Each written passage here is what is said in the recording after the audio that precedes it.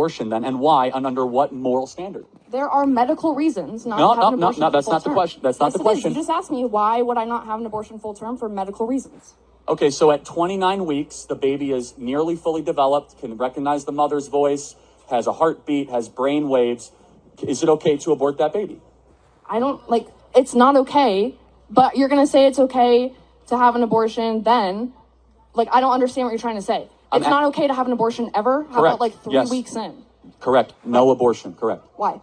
Well, because your life started at conception. It did not, though. It did not. Well, hold on. So let's play this out. So who are you as an individual? From your skin color to your eye color to your likes, your dislikes, from your temperament to your everything. I am not an embryo. I'm a person. Hold on a second. But it started with something called deoxyribonucleic acid.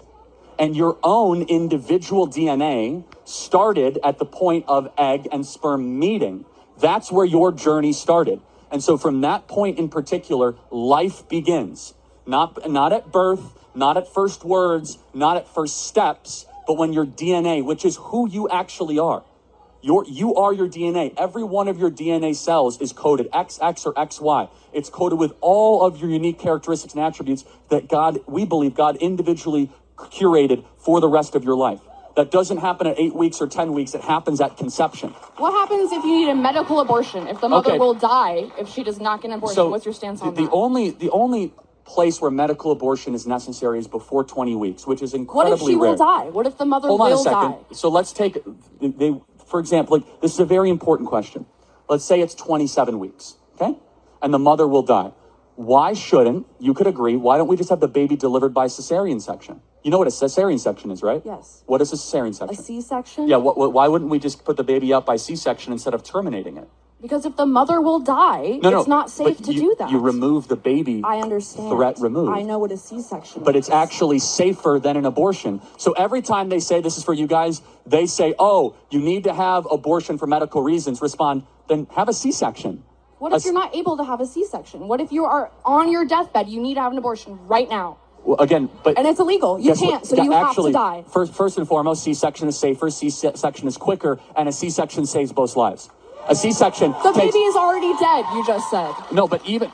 No. Hold on a second. You're saying if the baby's already dead, then it isn't even an abortion, right? Then you're talking about a removal of a carcass, which is a completely different medical operation. So you're saying that's okay if you're having... If you're if you're removing a carcass of a baby, that is not an abortion.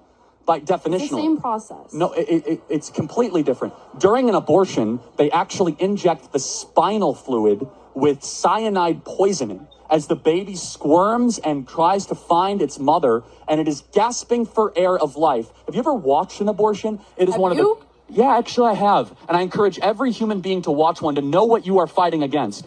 Because when you see abortion, you will have your life will be changed. That we allow the massacre of 1.5 million babies a year under the guise of women reproductive health. We are allowing babies every single year to just say, we're going to discard them. Why? Oh, they're smaller. They're not humans. You're using dehumanizing language saying, oh, it's an embryo. No, that's a baby. Made in the image of God, deserving of protection.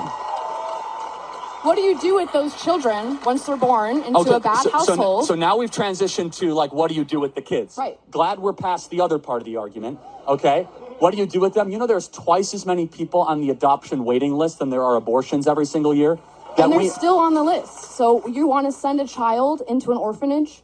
Well, is that what you want for a child? Is that a good life for a child? No, I'm not advocating that. In fact, I'm advocating to make it easier to be able to adopt, number one. Number two, there's no such thing as an unwanted child. Number three, it is never right to justify the mass elimination or termination of people under the guise of saying they're unwanted. That's how we get Auschwitz.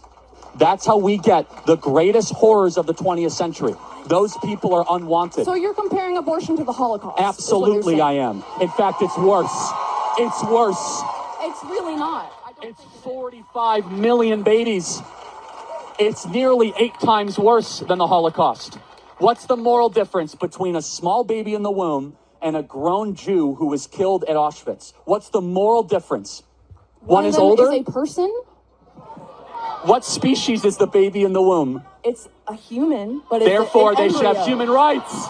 No. They should have human rights. I do not agree. Oh, so small humans, no human rights. Grown humans, It's human not rights.